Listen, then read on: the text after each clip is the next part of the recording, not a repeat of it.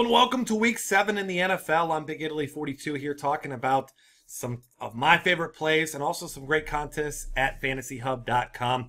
And the first one you're going to see here, the $100,000 charity milestone. Fantasy Hub, as you can see up here, has raised over $104,000 for charity, which means $100,000 contest for you, $10 buy-in. And as you can see right here, under 13% full here right now, 1,289 people out of 10,000. So make sure you get yourself plenty of shares in this. I know I will have myself quite a few as I try to take down the top prize, which just so happens to be $10,000. So huge prize for you there. Also looking at some other NFL contests here. You click NFL here. You can go to athlete leagues. As always, there's some great athlete leagues. They're going to help you earn some money for some great charities. You've got Albert Pujols, Chris Canty now, Greg Jennings, Isaac Bruce, of course, the Kurt Warner one as well. So go ahead and check all those out. Lots of great ways to help some great charities there. Now I'm going to talk about some of my favorite plays for the week, and I'm going to go into the charity milestone here to show you some salaries.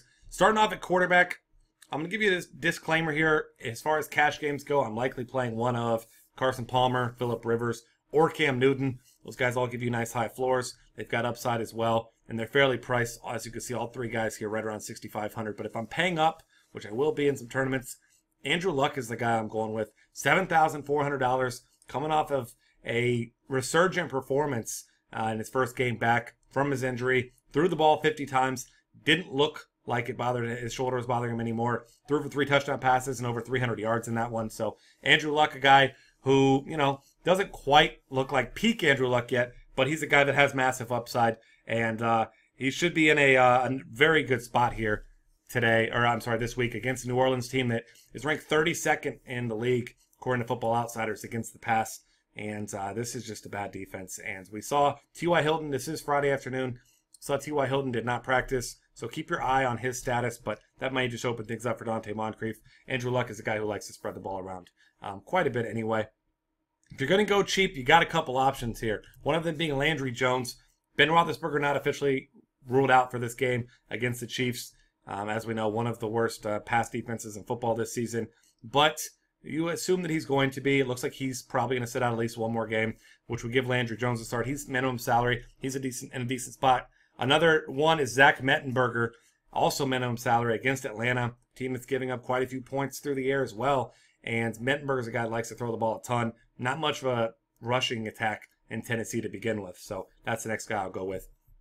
On the opposite side of that game, actually, as we move to running back, your top option is Devonta Freeman, $7,700.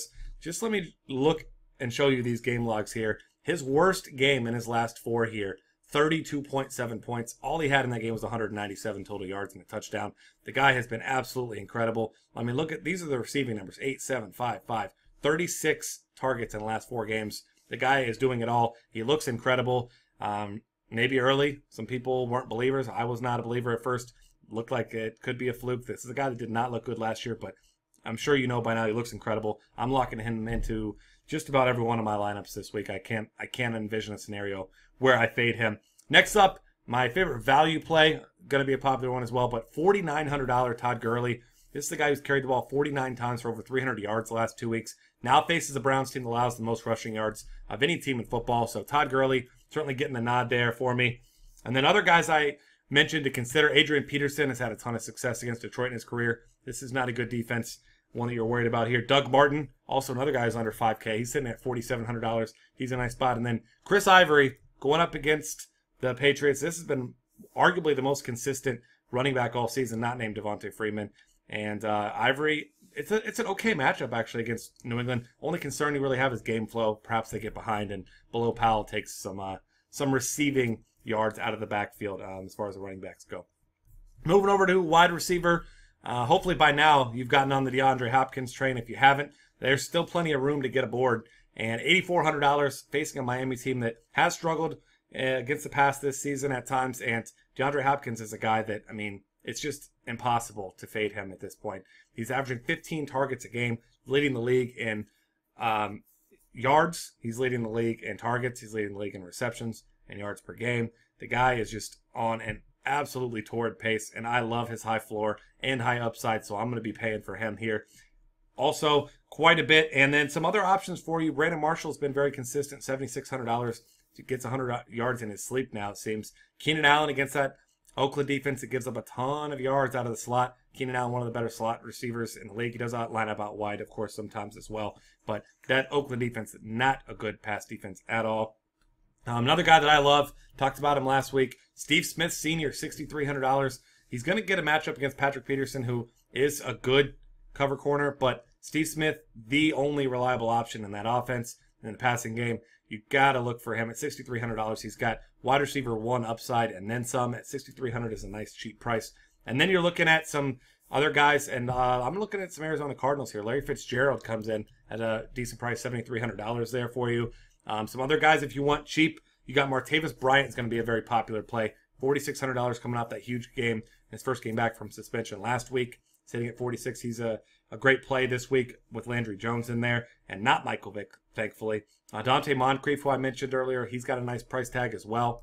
He's nice and cheap. And then the next guy, John Brown, did miss some practice this week with a hamstring issue. If he can't go, Michael Floyd is minimum salary. Caught a touchdown pass last week, and, I mean, almost caught a second and a third.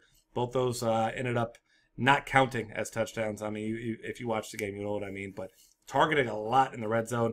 He was a guy who wasn't a factor early in the season, dealing with some dislocated fingers. So he's definitely back, looking good. $3,000 for him against one of the worst pass defenses in all of football. Sign me up for that. Tight end options now. Hopefully you know about this guy, Rob Gronkowski. $7,900 is not a great matchup for him against the Jets.